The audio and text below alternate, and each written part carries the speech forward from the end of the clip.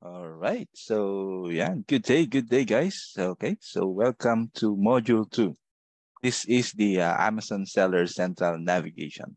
Okay, so dito guys is itutur ko kayo, okay, or i-guide ko kayo paano navigate sa dashboard ni Seller Central. Okay, so ano ba si Seller Central? Okay, so si Amazon Seller Central is the website where sellers log in to monitor their Amazon sales activity. So you can manage inventory, update pricing, communicate with buyers, review account health, contact selling partner support, and add new products. Okay. So technically, this is uh, our Bible pag naging Amazon VA kayo. Okay. So dito nangyayari lahat ng transaction. Okay. Kay Amazon. Okay, so this is the screenshot of the Amazon Seller Central. Okay, and okay, so, but don't worry. Okay, I will give you an access for this Seller Central para kayo mismo yung makapag-navigate. Okay, so all right. So how to accept invitation of Seller Central? Okay, so you will give your email to me. Okay, so bibigyan niyo ako ng email and then I will send you the invitation. Okay, para makapag-navigate kayo dito or para ma-access niyo ang ating Amazon Seller Central. Alright? Then, sa email nyo, ito yung inyong marireceive. Okay? So yan, Seller Central Invitation. Okay? So Hasib Bilal, yan yung ating Seller Central. Okay? So i-click nyo lang yung first link and then you follow the prompt. Okay? So if wala pa kayong login kay Amazon, okay? Or buyer's account, so gagawa lang kayo. I-create lang kayo. Simple lang siya. Follow nyo lang yung instruction. And then, once na meron na kayong or na-accept nyo na itong invitation na to, bibigyan ko kayo ng access para ma-access nyo na yung tools. Okay? Yan. So, ang gagawin natin, okay, is I will discuss kung ano yung Seller Central. Okay? So, each of the tabs, okay, we will discuss it. Okay? So, ito yung ating Seller Central. Okay? Yan. All right. So, as you can see, meron siya ditong mga specific tabs. Yan. Okay, catalog, inventory, and so on and so forth. Okay, so lahat ng yan is makikita nyo rin dito. Okay, dito sa baba. Kumbaga is nakakollapse na siya dito. Okay, yan. So hindi kayo talaga maliligaw dito sa Seller Central. Okay, yan. Alright, now, i-discuss natin isa-isa kung ano ba yung or kung para saan ba yung each tab na to. So, let's begin to catalog. Okay, catalog is this is where you can list or you can post your listing, okay, kay Amazon. So as you can see, meron tayo ditong options to add product, okay? Add products via upload, complete your drafts, view selling application, improve listing quality, upload images, upload and manage videos, and manage product documents, okay? So when you click on add product, okay, yan. So since alam niyo na yung mga business model, guys, okay? So sa business model natin, pag online arbitrage at wholesale account, okay? So basically ang gagawin niyo lang is lalagay niyo lang yung kanilang mga ASIN or UPC. Lalagay niyo lang dito. And then it will search, okay, your product on Amazon and then okay, mag-a-apply kayo ng selling application para ma-add kayo as a seller. Okay? So pagdating sa online arbitrage and wholesale, meron na yung mga pre-existing listing kay Amazon. Okay? So hindi nyo na kailangan gumawa ng listing from the scratch. However, pagka private label, okay, ibang usapan yon.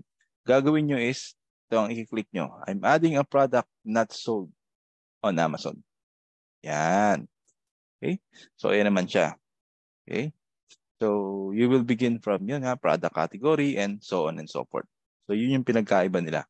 Okay, tandaan nyo guys, pag online arbitrage and wholesale, pre-existing na ang listing. Okay, pagka private label, you will create the listing from the scratch. Okay, yan. So that's your catalog. Okay, and yan, you can also upload images, upload and manage videos. Okay, and improve listing quality. So ayan yung mga main features, okay, or main tools ng ating catalog tab. Okay, all right. Now, let's go to manage inventory, okay, or inventory tab. Dito is lahat ng inventory nyo kay Amazon, okay? So it's either FBA or FBM, lahat yan dito makikita. Okay? So, pero kung gusto niyo specific lang ni FBA lang gusto niyo makita, pwede niyo i-click si FBA inventory and mararoute kayo doon sa FBA inventory lang. So, lahat ng hindi kasama dito hindi kasama dito ang mga FBM. Yan. So, dito niya kayo i-route. So, lahat ng FBA inventory. Okay? Yan. All right? Now, okay? Now, okay. So, basta lahat lang ng inventory, okay, inventory side ni Amazon, dito niyo siya makikita. Okay? So that's how you check your or manage your inventory dito sa inventory tab. Okay? Then the pricing, okay? So this one is where you automate or where you manually update the price. Okay? So medyo wala pa kasi itong laman or yan itong account natin, pero dito nyo ma-change yung mga pricing ng mga product kay Amazon sa pricing. Okay? Yan. There you go. Then manage orders tab. Okay? Or orders tab. Dito lahat ng orders, guys. Okay? So makikita nyo dito is, ayan, si pending, unshipped, canceled, sent. Okay? So, dito nyo lahat sila makikita. Different channel if meron pa kayong ibang marketplace. Okay? Amazon, and there's also automated or manual. So lahat ng orders is dito natin siya kina-check sa manage order. Okay? All right. Now, let's go to advertising. Okay? Advertising naman, when you do the campaign manager, so dito nyo gagawin yung mga tasks nyo as a PPC specialist. Okay? So dito tayo magke-create ng ating mga portfolio and campaigns, okay, para makapag-run tayo ng PPC or sponsored products. Okay? Yan. So, meron siyang tatlong type. Okay? Yan. Sponsored products, sponsored brands, sponsored display. Okay? So ito, itatakal natin to more on sa module 5 or yung PPC. Okay? Yan. All right. Let's go back. Okay? Back tayo sa Seller Central. Yan. Okay? And then the stores or managed stores. Okay? Itong managed stores naman na to, if you still remember the brand storefront, okay? Pag pumunta tayo kay Amazon and then pumunta tayo sa kanilang brand storefront. Okay? So, dito nyo siya makikita. Yan. So, let's say ito. Okay? So, punta tayo sa brand storefront niya. Yan. Yan. So, dito ginagawa yan, guys. Sa stores or create store. So, syempre, that's for branded. Yan. So, drag and drop lang siya. Okay? No need to worry about it. So, very easy lang. So, that's how you manage the stores. Okay? Yan. All right. Now, next is, we do have the growth. Okay? Growth, this is more on client side. Okay? So, you don't have to worry about this. Hindi nyo kailangan itong pagtuunan ng focus on this. More on client side lang to. Growth opportunities, explore program, custom program, marketplace product guidance, and multi-channel fulfillment. Okay? Now, under reports tab. Okay? Sa reports tab naman, lahat ng reporting na kailangan nyo kay Amazon, dito nyo mapupulap. Payment, seller wallet, Amazon selling coach, business reports, fulfillment, advertising report, return reports, custom report, inventory reports, and tax document library. Yan. So sabi ko nga sa inyo guys, hindi kayo maliligaw dito sa Seller Central. They are very, very, very friendly yung kanilang dashboard or yung user experience. Okay? Yan, or UI nila. Yan, very friendly talaga siya. Okay? Yan. All right. Now, let's go to performance tab. Okay? Performance tab naman, you can check the account health of your Amazon Seller Central. So, meron siyang tatlong box, which is yung customer service performance, policy compliance, and shipping performance. Okay? So, lahat lang naman na ito ay, yun nga, chine-check natin to araw-araw. Okay? So, as sa customer service performance, meron kayo ditong tatlong metrics. Okay? We have the order defect rate.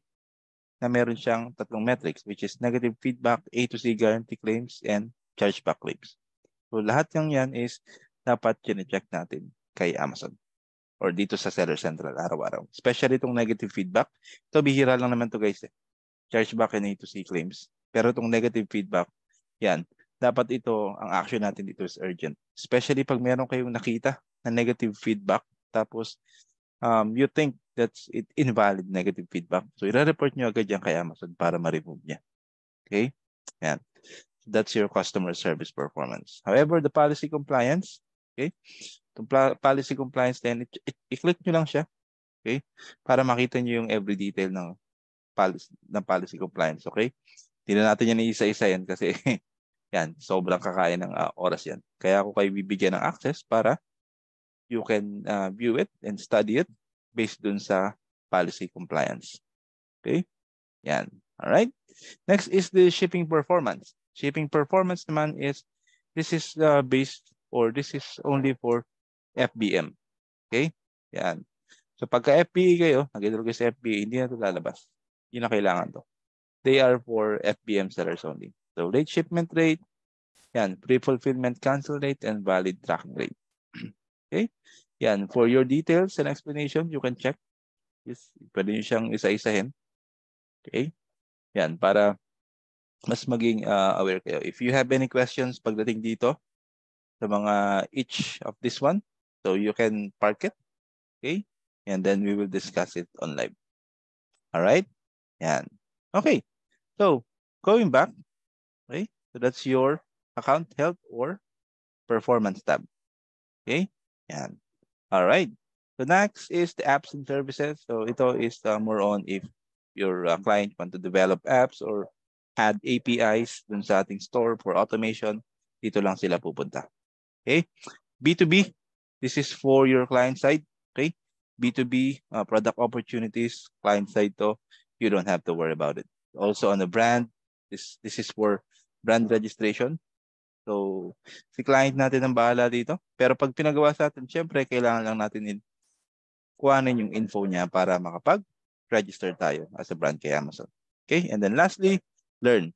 So dito, pwede kayong magpunta sa Seller University where you can learn everything about Amazon. Yan, kung gusto niyo pang magbasa-basa. Okay? Forums and news, syempre, lahat ng mga updates kay Amazon. Okay? Yan. So that's how you do it on your Seller Central. Yan. Sobrang, ano lang siya guys, sobrang easy lang.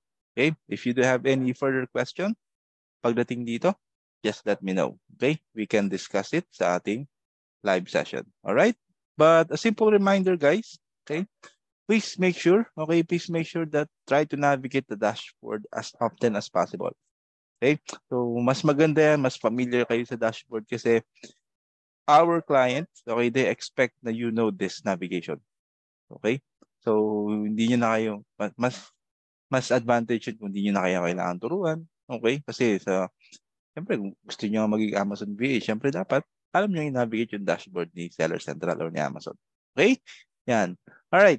So if you do have any further question, clarification on this module, okay? So just let me know. Please park your question and we will discuss it on our Checkpoint live session. I'll see you there. All right? Thank you guys, and that's going to be the end of the module. Bye-bye.